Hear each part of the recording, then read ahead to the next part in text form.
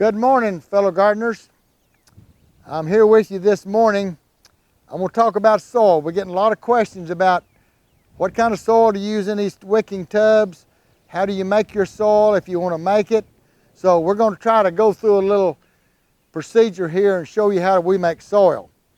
This is wood chips that the companies trim off of the electricity lines to keep the limbs from hanging over on the electricity lines.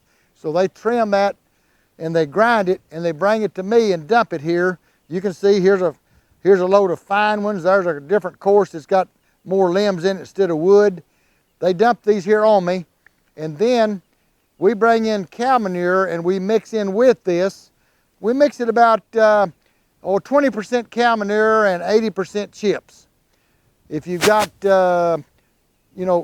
plant scraps out of your garden, if you've got some cardboard, paper, not plastic paper, but newspaper is good, just any kind of paper that you can use in. Anybody shredding paper around where you are, get their shredded paper instead of sending it on that truck to fill up the landfills. We can stir all that in and it will cook at 140 to 160 degrees. Now, the way I do it, I put it in windrows down through here, and I take my front end on my tractor, and I turn that about every 2 weeks to get the air to moving in that compost so it'll cook. And it takes about 9 months to a year for me to cook down a batch of compost. And we have about 6 rows down through here, about 100 to 150 foot long. And anyway, that's the way we make it. Now I'm going to step over to the other side. This is nothing but the chips and the manure that's been rotted down. Now you see how fine it is? That makes good material to grow in. It's hard to make enough for everybody, so we have to use other soils besides this because we just don't have enough to share with everybody because there's too big a demand for it. But this is the way you can build your own. You don't have to do it in a big way I do. If you can just get one of those trucks, you see them out trimming eye lines, just stop and ask them, would you like a place to dump some of these chips? I've got a place you can dump them.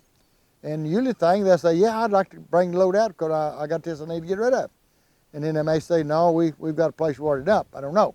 But anyway, if you can get a hold of some of those chips, get you some cow manure with hay in it or something where they fed the cows over the winter, or buy you some bags of cow manure. I'm just trying to suggest what you can do to make this and let it cook. Put your grass clippings in. Put your trimmings off of your bushes. All of that eventually will compost down into a good, loose, rich soil. We call it black gold is what we call it. We're going to take you to another pile now where we brought in Canadian peat moss and coconut coir, which comes off of the coconuts when they start taking the coconut out of the shell. They get that coconut husk, and that's a good soil. Also, you use some perlite in it, and use pine bark also. So we're going to move over to another pile and show you that. Okay, we've moved over here to this pile now. This soil is coming out of Canada. This is Canadian peat moss. It's got a little bit of perlite in it. It's got some coconut coir. You don't have to use the coconut coir. This is just because it's more expensive than the peat moss is. And those of you who live in another state from Oklahoma, go to some of your box stores and buy you a big bale of Canadian peat. It comes in a 3.8 bale that's pressed, and you loosen that out and mix it out. Mix you in some bark, either cypress bark or pine bark. Don't get old ground up hardwood because the wood will jerk the nitrogen out of your soil. As long as you use the bark, like the pine bark or the cypress bark, that won't have the effect on your soil so bad. Our cedar bark won't either. It doesn't rot, so it won't jerk your nitrogen out, your cedar chips. I'm just trying to help you find something in your area that you can mix together to make this out of.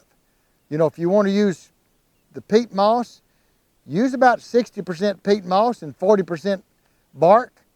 Put your fertilizer in it and grow in like that. I know a lot of people in East Texas, they're growing in 100% bark, just straight bark they're growing in.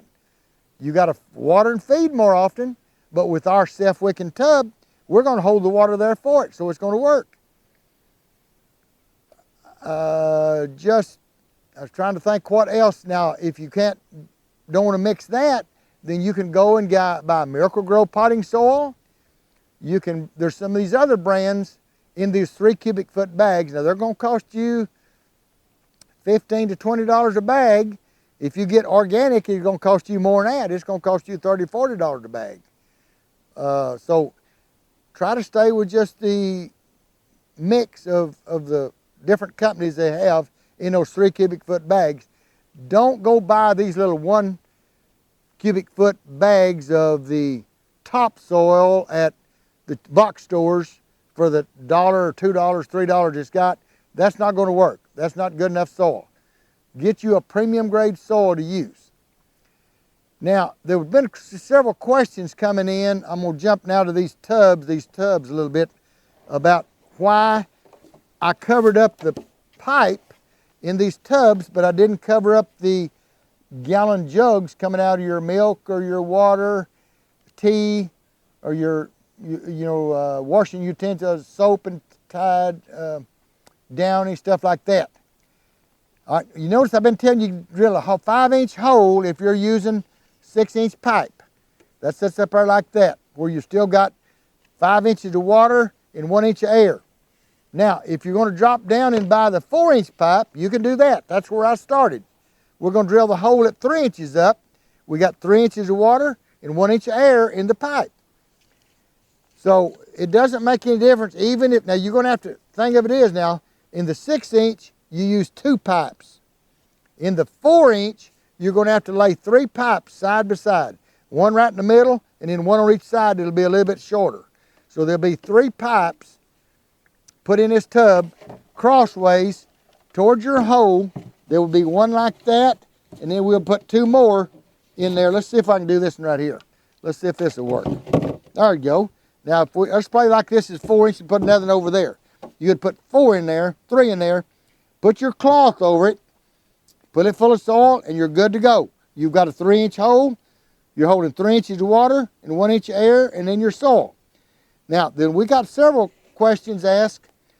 Why did I cover the pipe up in these buckets with the cloth, but I didn't cover them up when I used the gallon jugs off of the milk and the water?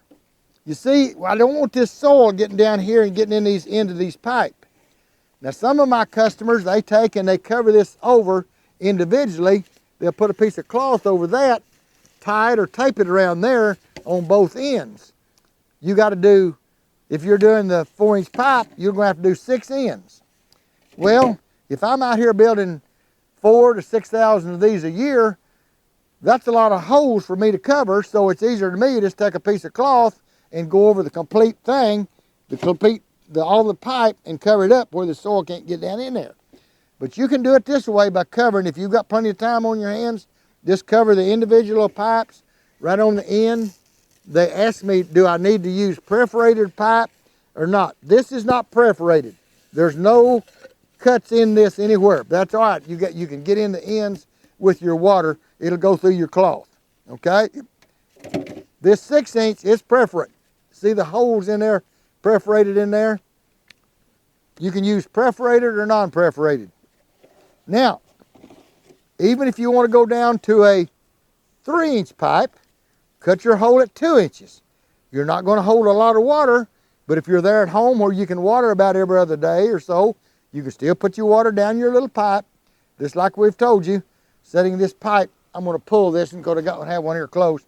Cut it at an angle, put it down over your hole, and then you still fill in. Just lots of different ways to do this.